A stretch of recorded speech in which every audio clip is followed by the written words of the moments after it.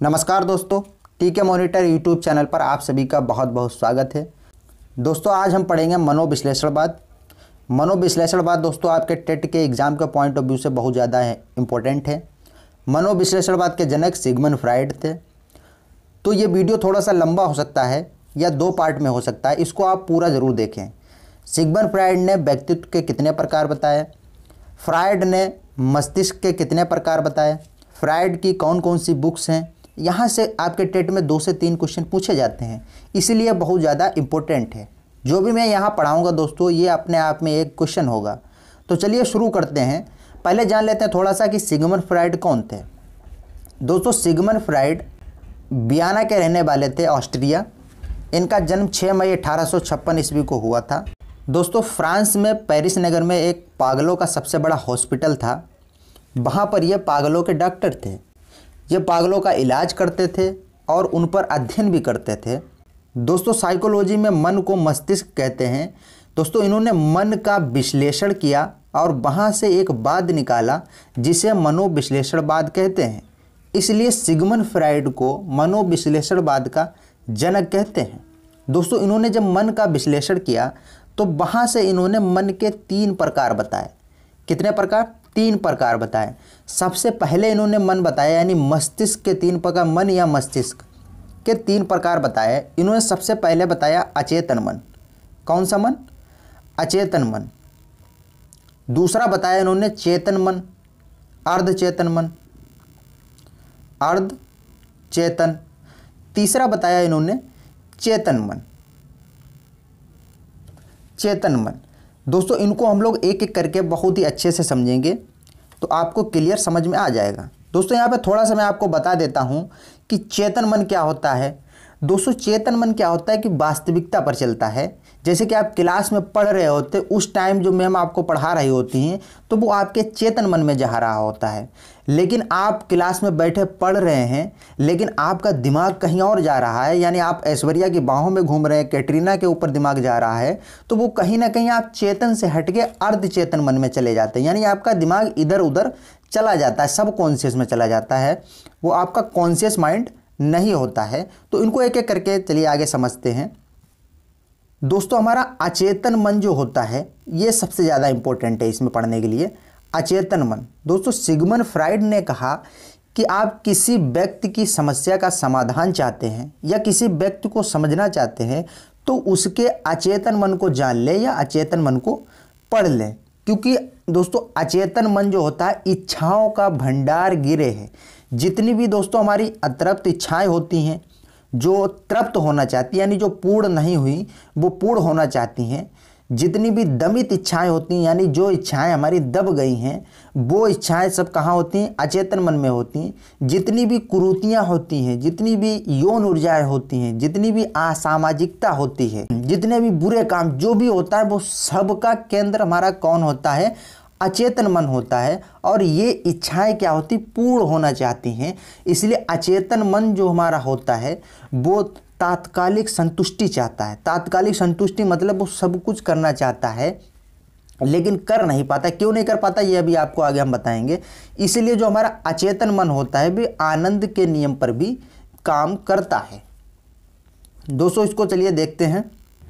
चलिए दोस्तों अब इसको एक एक करके तीनों को समझ लेते हैं। दोस्तों सबसे पहला था आपका अचेतन मन, फिर आपका था अर्धचेतन मन, फिर चेतन मन। तो दोस्तों आपका अचेतन मन था, मैंने आपको बताया था इच्छाओं का भंडार गिरे होता है। यानी अचेतन मन में आपकी भावनाएं, संवेग, मूल प्रवृत्ति, दमित इच्छाएं, जो इच्छाएं दब गई हैं, यौन ऊर्जा, अनैतिकता और असामाजिक विचार, ये सब क्या होते हैं? हमारे अचेतन मन में होते हैं। दोस्तों अचेतन मन को हम लोग इड कहते हैं। और ये अचेतन मन की जितनी भी ये इच्छाएं हैं ये क्या होती हैं? सब अर्धचेतन मन में आना चाहती हैं। किस में आना चाहती हैं? अर्धचेतन मन में आना चाहती हैं। अर्धचेतन मन को हम लोग कहते हैं ईगो।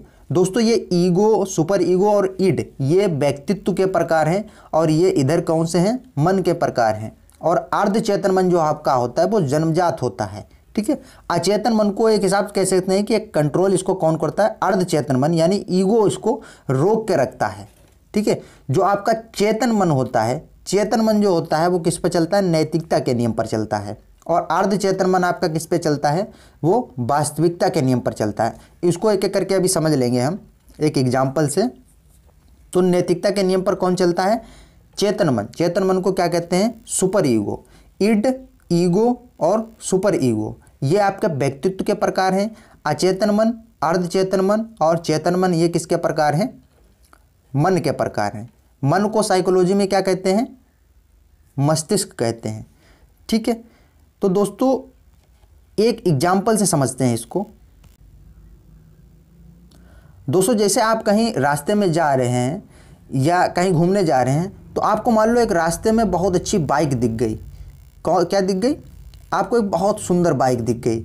तो आपका अचेतन मन, आप पता है आपको क्या कहेगा, अचेतन मन कहेगा इसको उठा ले, इसको उठा ले, चोरी कर ले। वो तो तात्कालिक संतुष्टि चाहता है, उसमें जितनी भी यौन ऊर्जाएं, असामाजिकता, बुराइयां, कुरीतियां सब भरी किसमें, सब अर्ध अचेतन मन में ही भरी हैं, यानी आपके अनकॉन्शियस माइंड में भरी हैं। वो कहेगा भाई उठा ले, चोरी कर ले।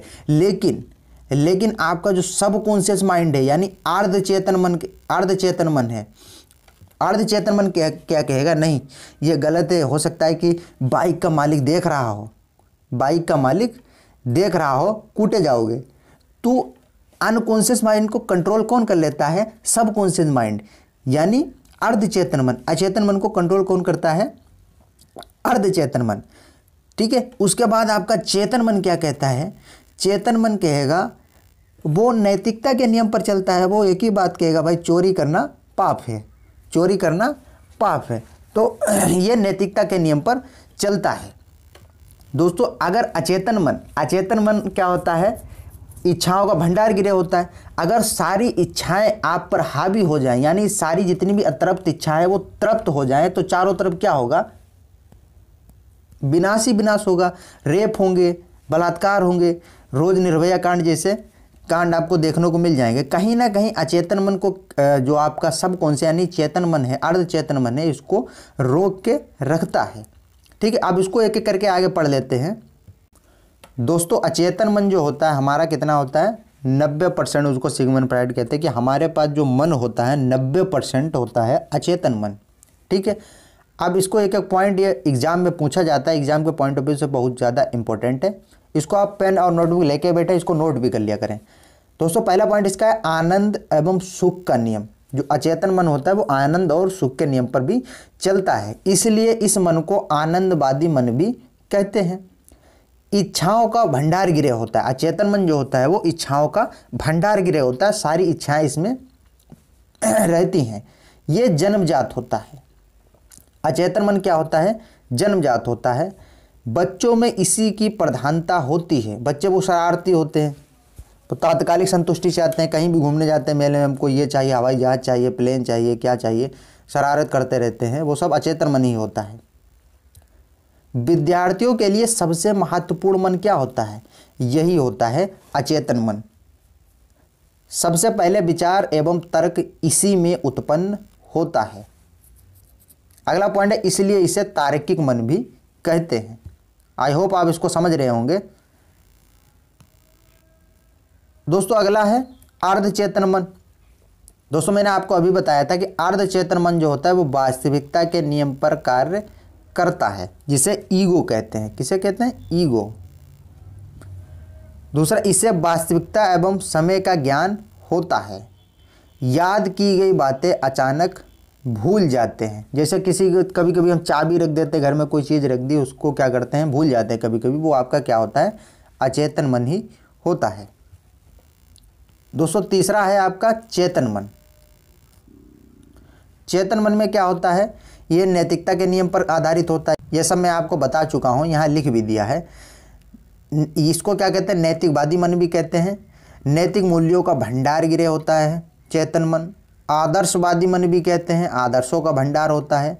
ये 10% होता है। दोस्तों एग्जाम में आपका ये भी पूछ लिया था कि हमारे पास चेतन मन कितना होता है, वो 10% होता है, और अचेतन मन कितना होता है, 90% होता है। बच्चों में सामाजिकरण की भूमिका किसके कारण आती है, चेतन मन के कारण आती है। तो दोस्तों इसका दूसरा पार्ट भी बनाना पड़ेगा। तो आज के वीडियो में इतना ही। आई होप आपको समझ में आया होगा। दोस्तों अगर आपको वीडियो समझ में आया तो वीडियो को लाइक ज़रूर करें, और वीडियो को शेयर भी कर दिया करें ताकि और लोग भी इसको देख सकें। तो मिलते हैं नेक्स्ट पार्ट में नेक्स्ट वीडियो के साथ। जब तक के लिए बाय बाय, टेक केयर।